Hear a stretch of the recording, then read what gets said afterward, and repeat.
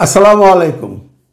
Professor doctor Mohammad ইউনূসের উপদেষ্টা মণ্ডলীর যে সদস্যরা আছেন মন্ত্রী পদমর্যাদায়, তাদের বিরুদ্ধে পরপর বিভিন্ন রকম অভিযোগ চলে আসছে।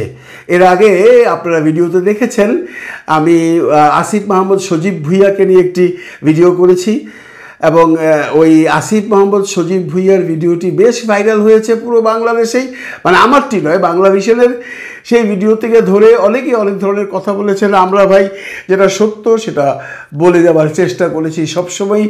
যদি আসিফ মাহমুদ সজীব ভুঁইয়া প্রমাণ করতে না পারে যে বাংলা ভিশন যে প্রতিবেদনটা দিয়েছে সেটা ইশরাক বা তার টেলিভিশন চ্যানেল বাংলা ভিশন নিজে এটাকে বানিয়ে করেছে, তাহলে আসিফ মাহমুদ সজীব ভুঁইয়ার পদত্যাগ করা উচিত আমি মনে করছি। এবার আসছি মাহফুজ আলম সম্পর্কে। মাহফুজ আলম সম্পর্কে কথা বলবার আগে আপনাদের একটা গল্প বলে শুরু করি। মাহফুজ আলম তখন সবেমাত্র মিনিস্ট্রি অফ ইনফরমেশনের মন্ত্রিত্ব পেয়েছেন বা দায়িত্ব পেয়েছেন বা উপদেষ্টা হয়েছেন। এর আগে নাহিদ ছিল, আপনারা জানেন। নাহিদ যাবার পর উনি এসছেন। তখন একটি সিনেমা, বাংলাদেশের একটি সিনেমা রিলিজ দেওয়ার জন্য সেন্সর বোর্ডে দেওয়া হয়েছে।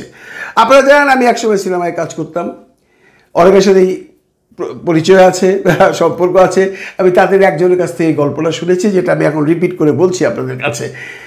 সিনেমাটার বেশ কিছু একটা অংশ কর্তন করবার জন্য সেন্সর বোর্ড অর্ডার দিয়ে দিয়েছে। আপনারা জানেন সিনেমা দেখা হয় সেন্সর বোর্ডের মাননীয় মেম্বাররা সেটা দেখেন। যদি তারা মনে করেন এখানে ভায়োলেন্স আছে বা সেক্স আছে বা রাষ্ট্রবিরোধী কিছু কর্মকাণ্ড আছে, তখন তারা সেটা আগে কর্তন করিবার সাপেক্ষে মুক্তি দেওয়ার জন্য সার্টিফিকেশন দেওয়া হয়। কিন্তু সিনেমার বেশ কিছু অংশ কেটে ফেলবার জন্য অর্ডার দিয়ে দিয়েছে সেন্সর বোর্ড। তো সিনেমাটাও রিলিজের সময় চলে এসছে। ওই এতগুলো দৃশ্য যদি কেটে ফেলে তাহলে সিনেমাটার জন্য অনেক ক্ষতি হয়ে যাবে। তো সিনেমা সংশ্লিষ্ট মালিক পক্ষ খবর নিয়ে মাহফুজ সাহেবের সাথে যে কোনোভাবে একটা যোগাযোগ করলেন। সেক্রেটারিয়েটে গেলেন, গিয়ে তাকে বোঝাতে চাইলেন এটা এই ব্যাপারে ওরা করেছে। উনি বলেছে ভাই সেন্সর বোর্ডের মেম্বাররা কেটেছে, আমি কী করবো? বলে প্রয়োজনে আপনি একটু দেখেন যদি কিছু করতে পারেন। শোনা কথা তার পিএসকে দিয়ে বা পিএসকে দিয়ে ইনডাইরেক্টলি একটু বাণিজ্যও করতে চেয়েছিল। মাহফুজ সাহেবের কালে সেটা গেছে। মাহফুজ সাহেব বলছে ঠিক আছে চলেন। পরের দিন মাহফুজ সাহেব টাইম দিয়েছে, উনি গিয়ে পুরো সিনেমাটা দেখেছেন। একজন মন্ত্রী পর্যায়ের মানুষ পুরো সিনেমাটা দেখেছেন।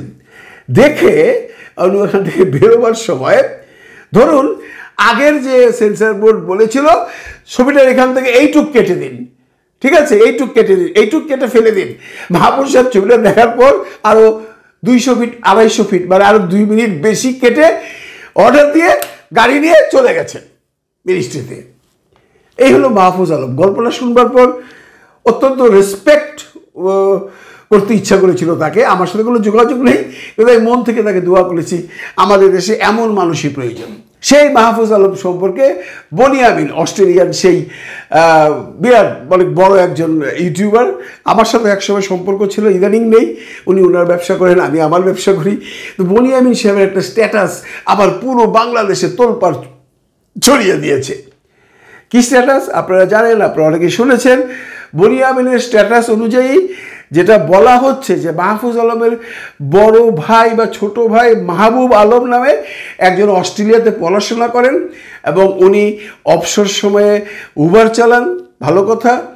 ওনার কাছে 6,50,00,000 টাকার একটা লেনদেন পেয়েছে অস্ট্রেলিয়ান করাপশন ডিপার্টমেন্ট এবং সেই টাকা জব্দ করেছে এবং এটার এখন বিচার আচার হচ্ছে। প্রথম অবস্থায় বলতে চাই, আমাদের ইউরোপে, নট অনলি ইউরোপ, আমেরিকাও জানি আমি একই নিয়ম, অস্ট্রেলিয়ার নিয়মে আমি জানি না, একটা বড় অ্যামাউন্ট ব্যাংকে জমা দিতে গেলে বা একটা বড় অ্যামাউন্ট ব্যাংক থেকে তুলতে গেলে এটার একটা ইন্সপেকশন হয়। আমি যেমন সুইডেনে আছি, আমি কালকে সকালে গিয়ে 1 লক্ষ ক্রাউন ব্যাংকে জমা দিতে পারবো না। আমাকে স্টেট জিজ্ঞেস করবে তুমি 1 লক্ষ ক্রাউন কোথা থেকে পেয়েছো? 1 লক্ষ ক্রাউন মানে বাংলাদেশি টাকা মাত্র 12 লক্ষ টাকা। এই নিয়ম আমেরিকাতেও আছে। আপনি ইচ্ছা করলেই উইদাউট এনি রিজন যে কোনো একটা ব্যাংকে যেয়ে আপনি একসাথে $50,000 জমা দিতে পারবেন না। তো প্রশ্ন আসছে, মাহফুজ আলমের ভাই মাহবুব আলম একজন স্টুডেন্ট মানুষ, উনি অস্ট্রেলিয়াতে পড়াশোনা করছেন, পাশাপাশি উবার চালান। ওনার কাছে 6.5 কোটি টাকার লেনদেন কি করে হলো? এটা অবিশ্বাস্য ব্যাপার। 6.5 কোটি তো বহু পরের ব্যাপার। মানে 1-1.5 কোটি টাকাও যদি মাহফুজের ভাই মাহবুব আলম অস্ট্রেলিয়ান কোনো ব্যাংকে রাখে, তাকে জবাব দিয়ে দিতে হবে, তাকে প্রমাণাদি দিতে হবে এই টাকা কি করে আসলো। আমি যদি সুইডেনে কোনো টাকা বাংলাদেশ থেকে আনি তাহলে আমার বাংলাদেশের কাগজ লাগবে, এবং সুইডেনে ঢুকাবার পর সুইডিশ গভর্নমেন্টকে 30% ট্যাক্স দিতে হবে যে এই টাকাটা আমি লিগেল এনেছি। সরকার 30% ট্যাক্স কেটে রাখবে, তারপরে আমি আমার টাকা লিগাল করে ব্যাংকে জমা দিতে পারবো। অস্ট্রেলিয়াতে এত সোজা আমার মনে হয় না। আমি জানি না ভাই যে আপনার টাকা আছে, কোত্থেকে টাকা এনেছেন, 6 কোটি 7 কোটি টাকা ব্যাংকে জমা দিয়ে দিলেন। এমন একটি স্ট্যাটাস দেওয়ার পর সত্য মিথ্যা পরে যাচাই হবে। মাহফুজ এবং মাহবুব দুজনেই অস্বীকার করেছেন। মাহবুব সাহেব একটি স্ট্যাটাসে বলেছেন যে এই যে ঘটনাগুলো বনিয়ামিন বলে বেড়াচ্ছে এটা সর্বৈব মিথ্যা, এবং আমি আমার ব্যাংক যে অ্যাকাউন্ট আছে তার স্টেটমেন্ট আমি দিয়ে দিচ্ছি।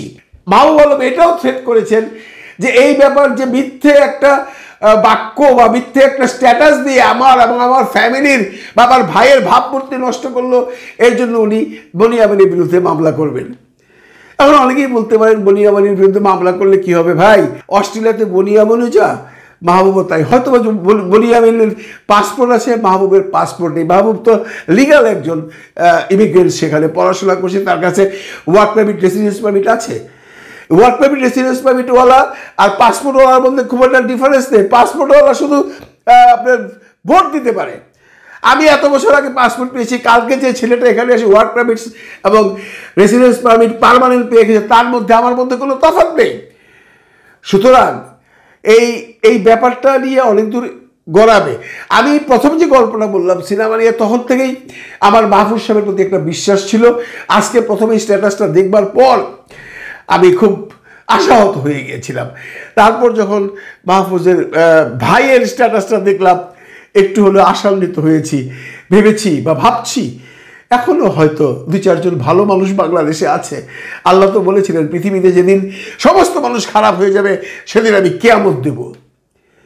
এখন সব কিছুর পরেই একটা ব্যাপার আমরা সবাই পরিলক্ষিত করছি যে এই এনসিপি বলুন, বাবা প্রফেসর ডক্টর মোহাম্মদ ইউনূসের সরকার বলুন, এই 2-3 জন উপদেষ্টা বলুন, তাদের বিরুদ্ধে তাদেরকে দিয়ে অহেতুক হঠাৎ করে, আমি অহেতুক এই জন্য বলছি, মাহফুজেরটা হয়তো বা আসিফেরটা নিয়ে আমি তর্ক করবো না, তারা ডকুমেন্টেশন দিয়ে প্রমাণ করে ছেড়ে দিয়েছে, কিন্তু মাহফুজের ভাইয়ের মাহবুবের টাকার প্রমাণ কিন্তু বনিয়ামিন দিতে পারেনি। বনিয়ামিন স্ট্যাটাস দিয়েছে।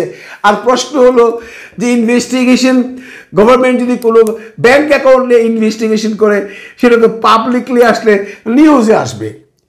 অস্ট্রেলিয়ান কোনো নিউজ এই ধরনের কোনো খবর আসেনি। আমার যে সিডনি এবং মেলবোর্নে যে বন্ধুবান্ধব আছে, আমি অনেকের সাথে কথা বলেছি, তারা বলেছে কোনো নিউজ পেপার বা কোনো টিভি নিউজ কোথাও এই ধরনের কোনো সংবাদ আমরা শুনিনি। দায়িত্ব নিয়ে তারা বলেছে। তার মানে অস্ট্রেলিয়ান সরকার যদি এটা করেও থাকে, এটা সিক্রেট, বনিয়ামিন সাহেব জানলেন কোত্থেকে, সেটা কিন্তু প্রশ্ন থেকেই যায়।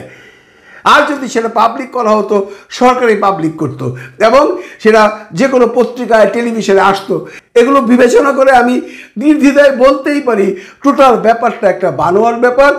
টোটাল ব্যাপারটার পিছনে কোনো একটা মহল কাজ করছে।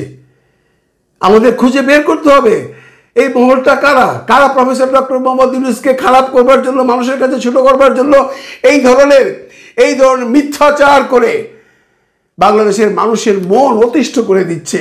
আজকে অনেকেই বলেন আমরা ইউনূস সরকার চাই না, যে মানুষগুলো 2 দিন আগেও বলতো আমরা ইউনূস সাহেবকে 5 বছরের না 10 বছর না আজীবনের জন্য চাই, এখন অনেকেই স্ট্যাটাস দেন আমরা ইউনূস সাহেবকে চাই না, উনি ফেল করেছেন।